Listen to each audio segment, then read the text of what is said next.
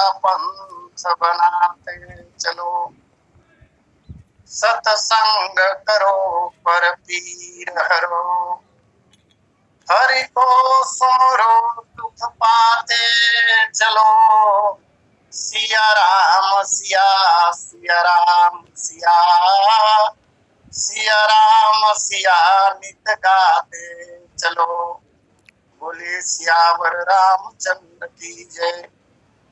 परमाराध्य भगवान श्री सीतारामचंद्र जी महाराज, श्री राम कथा के आद्याचार्य भगवान वृंदावन शंकर जी, श्री सीताराम जी के चरण कमलों में नित्य अनुराग रखने वाले अंजलि नंदन हनुमान महाराज, कालजयी ग्रंथ श्रीमद रामचरितमानस के प्रणेता अहरनिश पूज्यपाद गोस्वामी जी महाराज, श्री राम कथा सत्संग पटल पर जुड़े हुए समस्त समादरणीय महानुभावों तथा देव, इस पावन कार्यक्रम के संयोजक एवं संचालक आदरणीय श्री पटेल जी, आज के द्वितीय लिंक के कथा व्यास समादरणीय श्री मढ़रिया जी एवं तृतीय लिंक के कथा व्यास आदरणीय मानिक जी, आइए परमात्मा श्री रामचंद्र जी महाराज के सीम अनुकंपा से प्राप्त समय का सदुपयोग करने का प्रयास करें।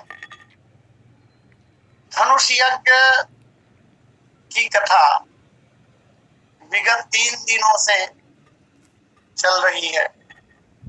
कल कथा के क्रम में हमने दर्शन किया था लखनलाल जी महाराज जो युक्ति संगत बात भगवान के प्रति कहते हैं, हे प्रभु ऐसे प्रभु सब भगत तुम्हारे, होई है टूटे धनुष सुखारे। भगवान, जिस तरह से सूर्योदय होने पर कमल, चक्रवात, भौरे और विभिन्न प्रकार के पक्षी सुख को प्राप्त करते हैं, इसी तरह से धनुष का जब खंडन हो जाएगा तो वही मानो निशा है। भगवान, धनुष ही रात्रि है, उसके टूट जाने पर निशा समाप्त हो जाएगी। ये राजागण जो तारों के रूप में टिमटिमाने के लिए आए हैं, ये छिप जाएंगे और आपके भक्त लोग प्रसन्न हो जाएंगे। 3 मानस मनुष्यों के विचार पिछली कथा में हमने रखे थे। 4 प्रकार के जो भक्त होते हैं उनमें किन किन लोगों को इसकी श्रेणी में रखा गया, आज एक भाव पर और अनुरोध करें। ऐसे ही प्रभु सब धनुष सब भगत तुम्हारे, इसी प्रकार से आपके भक्त लोग हैं महाराज। प्रथम क्रम में जैसा कि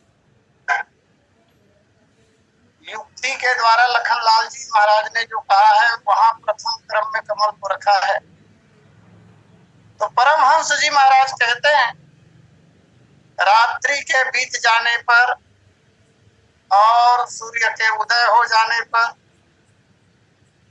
प्रथम क्रम में कमल जो है वो प्रसन्न होता है। तो यहाँ कमल कौन? सर्वाधिक सुख कमल को होता है, क्योंकि कमल पूरी तरह सूर्य पर आश्रित हुआ करता है, पूर्णतः आश्रित, पूर्ण समर्पण। बिना सूर्योदय के कमल विकसित होता ही नहीं। इसी तरह कमल की उपमा, कमल से उपमा श्री सीता जी की दी गई। यहाँ कमल की भूमिका में श्री सीता जी हैं। जिस प्रकार से कमल पूरी तरह सूर्य पर आश्रित रहता है, हे देव, इसी प्रकार से श्री सीता जी जो है वो आपके आश्रित होंगी, इसलिए कमल की उपमा सीता से। दूसरे क्रम में चकवा चकवी की बात आई। ये एक दूसरे का विरह जो है वो भोगते हैं। तो चकवा और चकवी की समता जो है वो महाराज जनक और महारानी सुनैना जी से की गई। महाराज जनक ही चकवा है, महारानी सुनैना जो है ये चकवी हैं, और धनुष अंधकार है। तो धनुष के रहते महाराज जनक की प्रतिज्ञा पूरी नहीं हो सकती, धनुष टूटना ही है उसकी प्रतिज्ञा के अनुसार, इसलिए ये चिंतित है। और जब तक महाराज के वचन पूरे नहीं हो जाते तब तक महारानी जी प्रसन्न नहीं हो सकती, इसलिए धनुष के टूट जाने पर ये सुखी हो जाएंगे भगवान। तीसरे क्रम में मधुकर को रखा और यहाँ उपमा देते हुए कह रहे हैं कि श्री सीता जी की जो सखियां हैं वे ही मधुकर हैं, वे ही भंवरे हैं। और विचार यह दिया जा रहा है कि जिस प्रकार से भंवरों का संबंध कमल से होता है, और इसी तरह से पूरे हमने नगर दर्शन प्रसंग और पुष्प वाटिका प्रसंग में देखा सखियों का श्री सीता जी से क्या संबंध है। तो जैसे भंवरे का संबंध कमल से रहता है, इसी तरह सखियों का संबंध श्री सीता जी से है। इसलिए सीता जी की सखियां ही मधुकर है महाराज, भंवरे हैं। और अंतिम में विविध प्रकार के पक्षियों की बात कही गई, तो पक्षियों की समता में जनकपुर के नर नारी, जैसे पक्षियों की चर्चा जब की गई तो कोई नाम नहीं दिया, इसी तरह जनकपुर के जो लोग हैं उनका भी किसी का नाम नहीं दिया। और पुनश्च देखें, विचार करें तो जनकपुर में भी 4 प्रकार के भक्त लोग, पुनः 4 श्रेणियों में ये बांटे जा सकते हैं। विस्तार भय के कारण मैं प्रणाम निवेदन करूं। इस तरह धनुष के टूटने पर सब लोग सुखी हो जाएंगे, ऐसा लखनलाल जी महाराज ने भगवान से कहा। भानु बीनु श्रमत मनासा दुरे नखत जग तेज प्रकाशा। सूर्य के उदय होते ही बिना परिश्रम के अंधकार नष्ट हो जाता है, जगत जानता है। अंधकार को नष्ट करने के लिए सूर्य को किसी भी प्रकार से प्रयास नहीं करना पड़ता, मेहनत करना नहीं पड़ता। सूर्य के आते ही अंधकार अपने आप हट जाता है। तारागण को कहना नहीं पड़ता कि तुम लोग छिप जाओ, चले जाओ, अब तुम्हारा कोई अस्तित्व नहीं है, कहना नहीं पड़ता या भगाना नहीं पड़ता। सूर्योदय होते ही तारे अपने आप छिप जाते हैं और सूर्य का प्रकाश संसार में फैल जाता है। हे देव, इसी प्रकार से आपके बाहुबल से जब धनुष का खंडन हो जाएगा, धनुष का खंडन करने में आपको तनिक भी परिश्रम करने की आवश्यकता नहीं होगी। जैसे अंधकार को भगाने के लिए सूर्य को मेहनत करना नहीं पड़ता, अपने आप भाग जाता है, ठीक इसी तरह से धनुष भंजन में तनिक भी प्रयास की आवश्यकता होगी ही नहीं। और ऐसा हुआ भी आगे चलकर। गोस्वामी जी महाराज सुंदर वर्णन करते हुए कहते हैं, भगवान को धनुष तोड़ना नहीं पड़ा, बोले छुअत ही टूट पिनाक पुराना। ये वचन प्रभु के हैं, छुअत ही टूट पिनाक पुराना। मैं के ही हेतु करो अभिमाना। छूते ही धनुष टूट गया, अभिमान का प्रश्न ही पैदा नहीं होता। राम जी ने भगवान परशुराम के प्रति कहा था, कोई प्रयास राम जी को करने की आवश्यकता नहीं पड़ी। गोस्वामी जी महाराज चित्रण करते हुए कहते हैं कि भगवान ने कब धनुष को उठाया और किस प्रकार कब तोड़ा पता ही नहीं चला। तही क्षण मध्य राम धन तोरा मध्य से धनुष को तोड़ दिया भगवान ने। वो तो लोगों ने तब जाना जब धनुष के टूटने की आवाज हुई, तब पता चला यह वह धनुष है जो बहुत से राजाओं के द्वारा एक साथ बल लगाने पर भी टूटने वाला नहीं है। टूटना तो दूर की बात, तिल भर खिसका भी नहीं।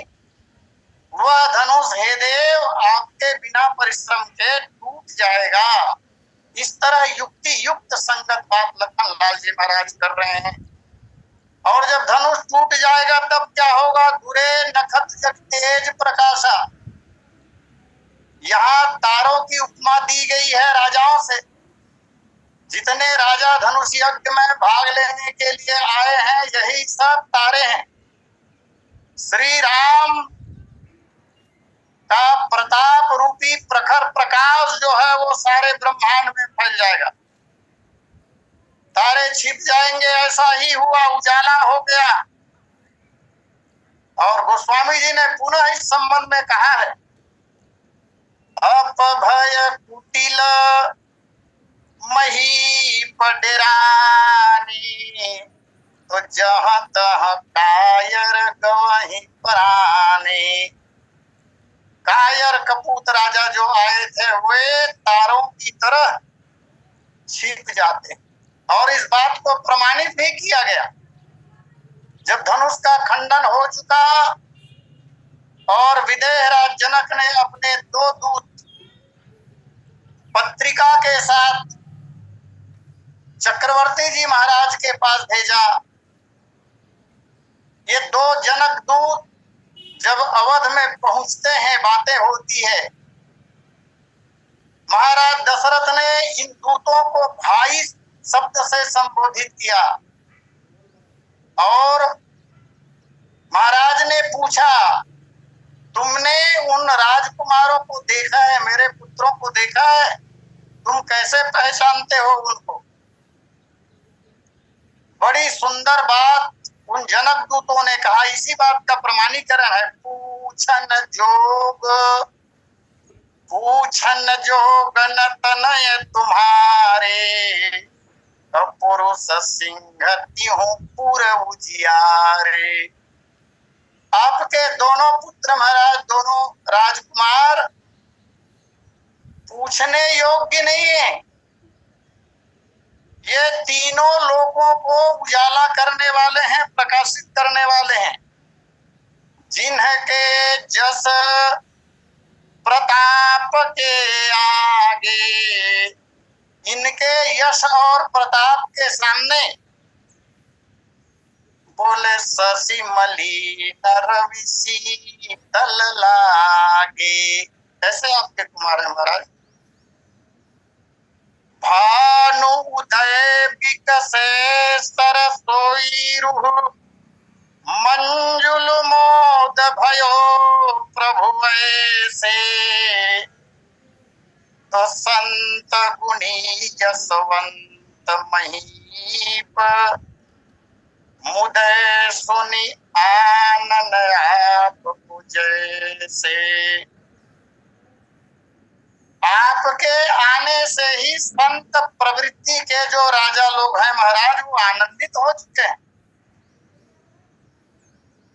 फीके पड़े नभ तारे यथा, अवनी के बलि लखीनाथ को तैसे। और दुष्ट राजाओं की दशा क्या? ये फीके पड़ गए हैं। और दत्त प्रमोद भरोर भक्तन, पाय दिवाथ गयो मृग जैसे। हे भगवान, आपका दर्शन करके जो संत प्रवृत्ति के लोग हैं, जो सज्जन लोग हैं, वे सब प्रसन्नता को प्राप्त करेंगे। दुष्ट प्रवृत्ति वाले छिप जाएंगे। औरों की क्या चर्चा। एक और उसी धनुष यज्ञ में लंकापति रावण आए हुए हैं, जिन्होंने कैलाश को उठाया। और दूसरी ओर बाणासुर भी आया हुआ है। यह भी पर्वत को उठा चुका है। और इन दोनों की दशा क्या हुई? तो बोले रावण बाण महाभट भारे, और देखी सरासन गवहि सिधारे। ऐसे बलशाली राजा लोग हट गए वहां से, और धनुष का खंडन होते ही जगत में प्रभु श्री रामचंद्र जी महाराज के तेज का प्रकाश फैल गया। महिपाताल नाग जस व्यापा, 3 लोक 14 भुवन में एक क्षण में ही यह समाचार फैल गया। महिपाताल नाग जस व्याला, तो राम बरीसिय भंज चापा। इस तरह आपका प्रताप है महाराज।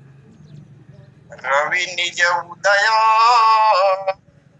व्याज रघुराया, तो प्रभु प्रताप सब नृपन दिखाया। भगवान श्री राम ने कहा था, लक्ष्मण सूर्यावलोकन करो, समय हो चुका है। और लखनलाल जी महाराज सूर्यावलोकन के संबंध में ही तो कह रहे हैं कि महाराज एक सूर्य वो है जो गगन मंडल में निकला, और एक सूर्य आप हैं। रवि निज उदय व्याज रघुराया, बहुत ऊंची बात लखनलाल जी कह रहे हैं। यहाँ भगवान के संबोधन के लिए रघुराया शब्द दिया, कई बार निवेदन किया जा चुका है। रघु के साथ जब प्रभु राम का संबोधन होता है तो वह ऐश्वर्य सूचक लीला होती, और यह प्रसंग भी ऐश्वर्य से भरा हुआ ही।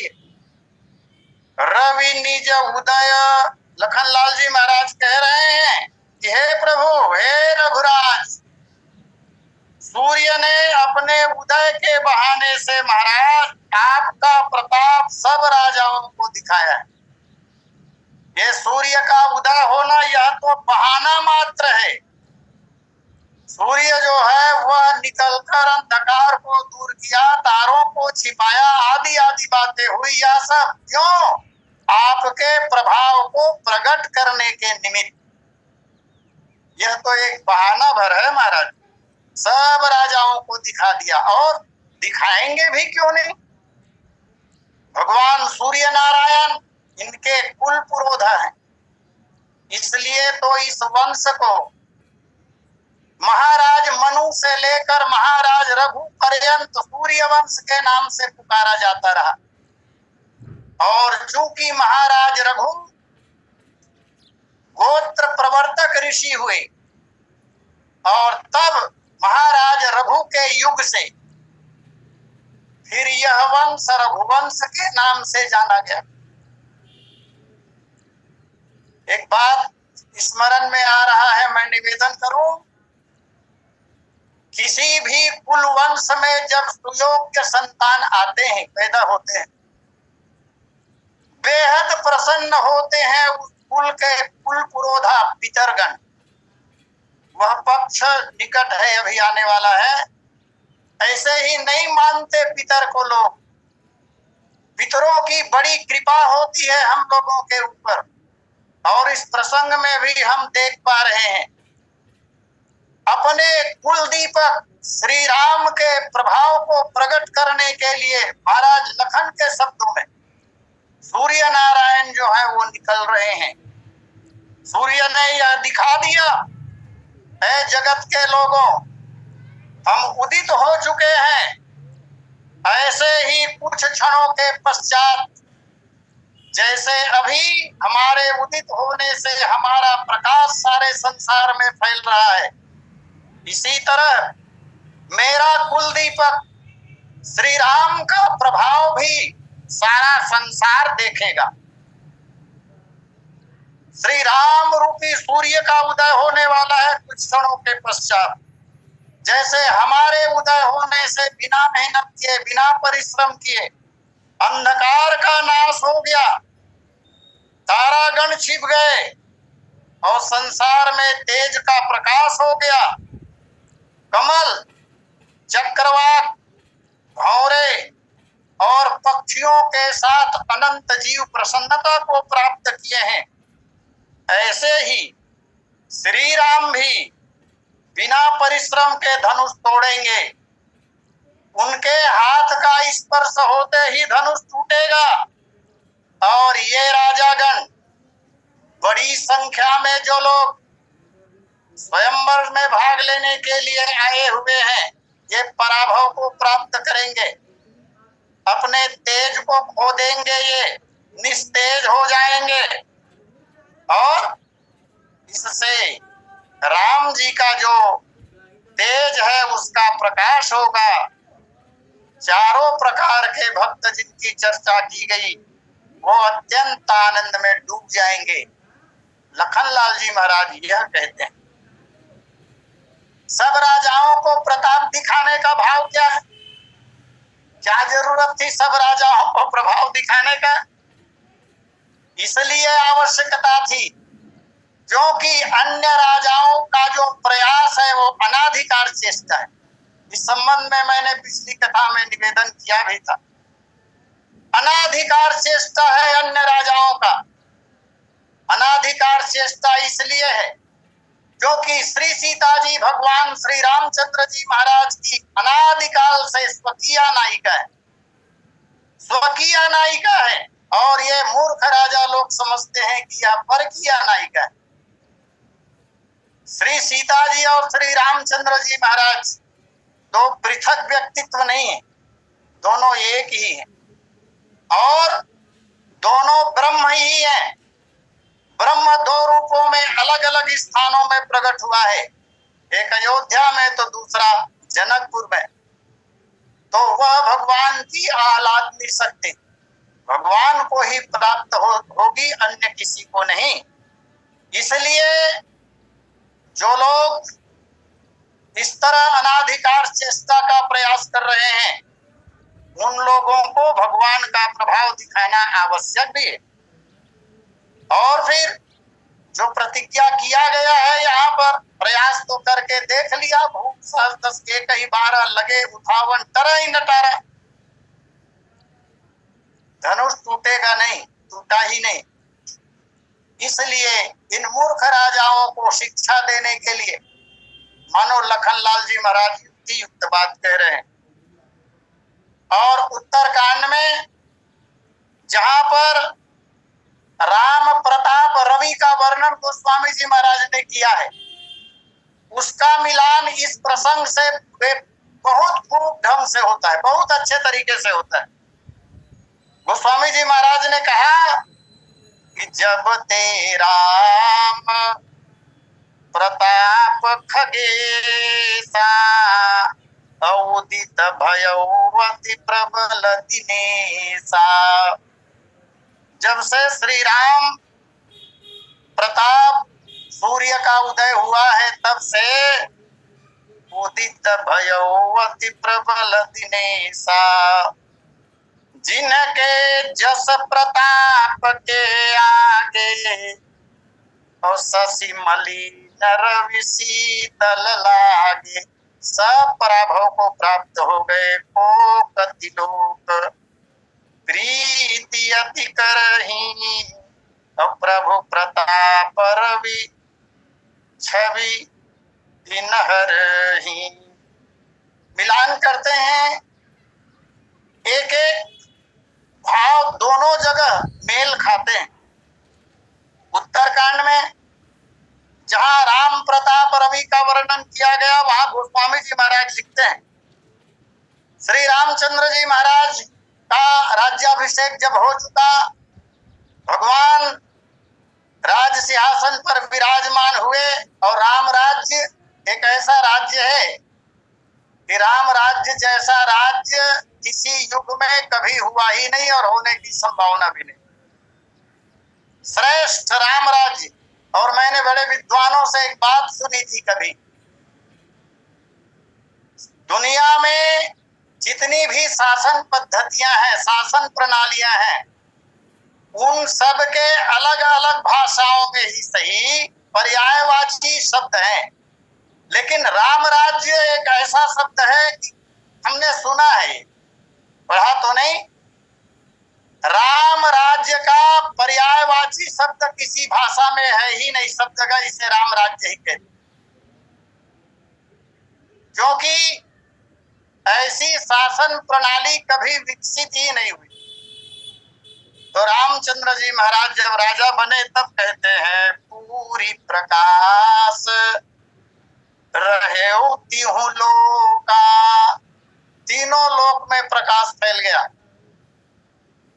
भगवान श्री रामचंद्र जी महाराज का जो शासन चल रहा है उसके संबंध में सब जगह चर्चा होती है। भगवान का यश तीनों लोकों में फैल गया।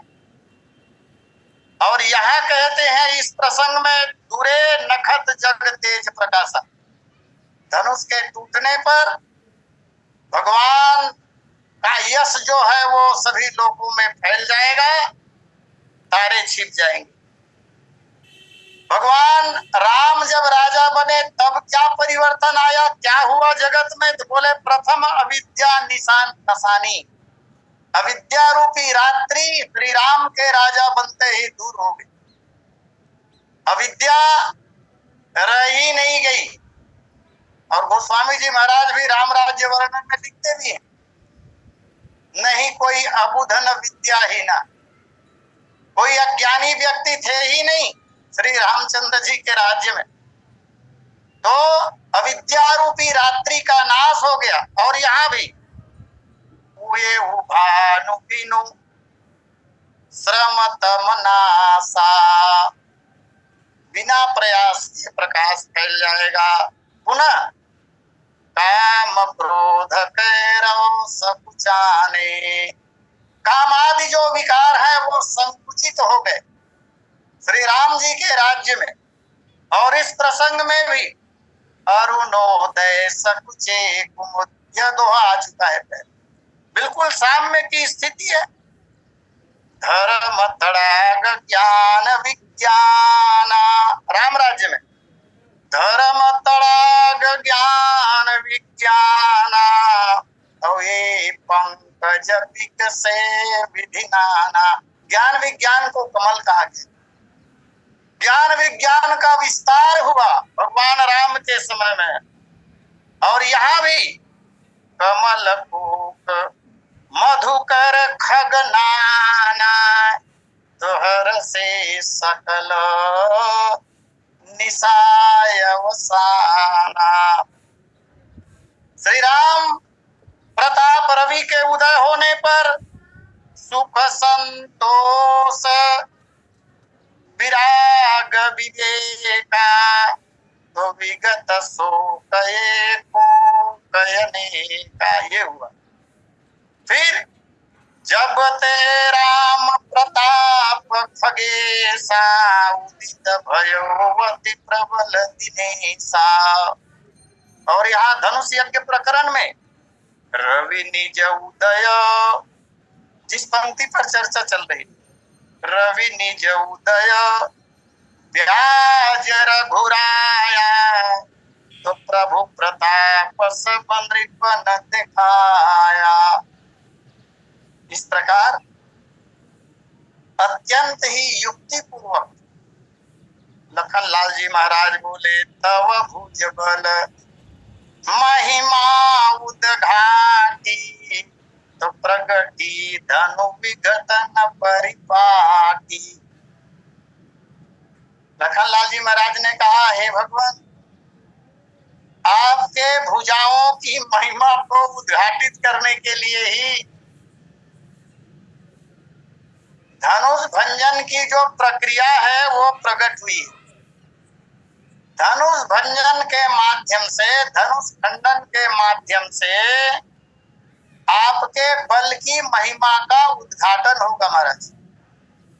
अब यहाँ पर देखें, जब उद्घाटी शब्द आ गया, उद्घाटन बिल्कुल व्यवहारिक शब्द है। जब किसी भवन का, मंदिर का अथवा पुल का उद्घाटन होने को होता है तो उद्घाटन करने के लिए मुख्य अतिथि के रूप में किसी विशिष्ट व्यक्तित्व को बुलाया जाता है।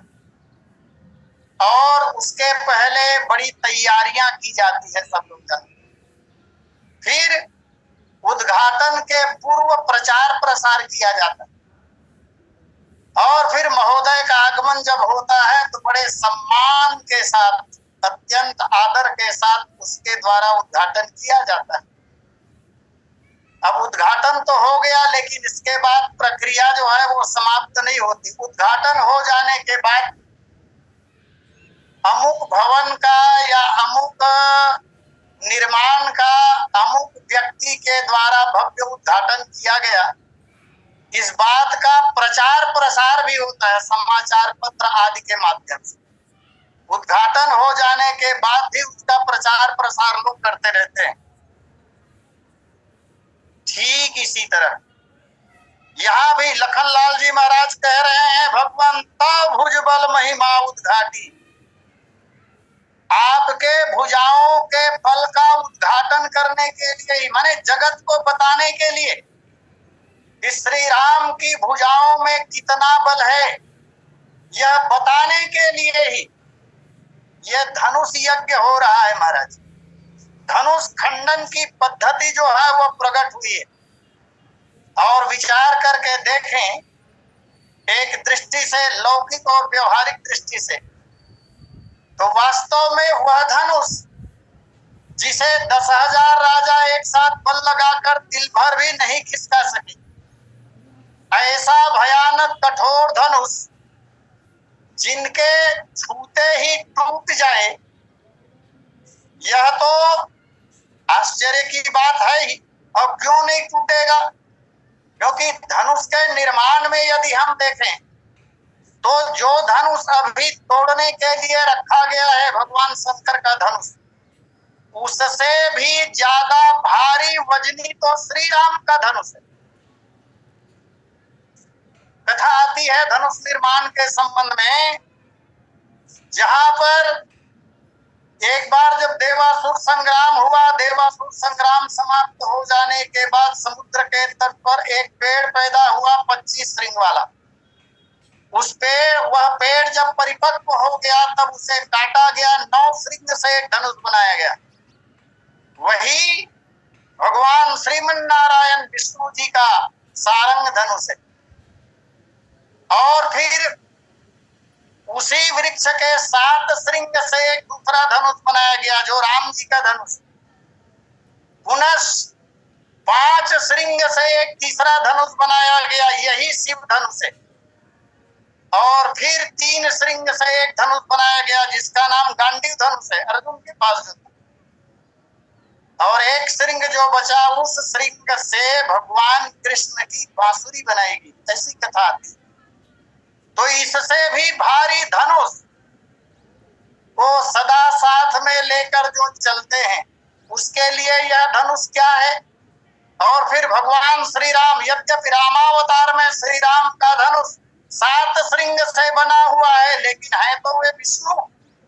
और अभी इसी प्रसंग में आगे जब भगवान परशुराम जी आएंगे तो भगवान श्री राम को जो धनुष देना चाहेंगे, राम रमापति कर धन लेहु मिटे मोर संदेहु, वह धनुष विष्णु धनुष ही था, 9 श्रृंग वाला।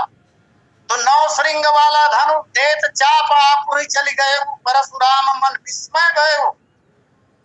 ऐसा व्यक्तित्व श्री राम जी का है, तो उसके लिए 5 श्रृंग वाला धनुष क्या अर्थ रखता है। आइए समय पूर्णता पर सादर आमंत्रण आदरणीय पटेल जी को, और इसी के साथ वाणी विराम बोलिए। सियावर रामचंद्र की जय। सियावर रामचंद्र भगवान की जय। बहुत बहुत धन्यवाद सर जी, आपके श्री मुख से श्री रघुवीर विवाह अंतर्गत धनुष यज्ञ का प्रसारण दुआ क्रमांक 238 के पश्चात की चौपाई। रवि निज उदय ब्याज रघुराया प्रभु प्रताप सर्वनिकम दिखाया, तो भुजबल महिमा घाटी प्रगति धनो विक्रम परिपाटी। इस चौपाई के आधार पर चर्चा, जैसा कि आपने बताया कि जब कोई मंदिर, भवन, हवेली आदि की का उद्घाटन समारोह जब होता है तो उसके लिए किसी बड़े प्रसिद्ध व्यक्ति को बुलाकर उसके हाथ उद्घाटन किया जाता है और लाउड स्पीकर लगाकर समाचार पत्रों, आजकल तो सोशल मीडिया का जमाना है, आदि के माध्यम से प्रचार प्रसार किया जाता है। आज इस धनुष यज्ञ का उद्घाटन करने वाले जो रवि वे भगवान श्री राम हैं, वे बिना बुलाए बिल्कुल समय पर आ गए, क्योंकि राम जी रवि कुल के हैं। श्री रघुवीर विवाह के प्रसंग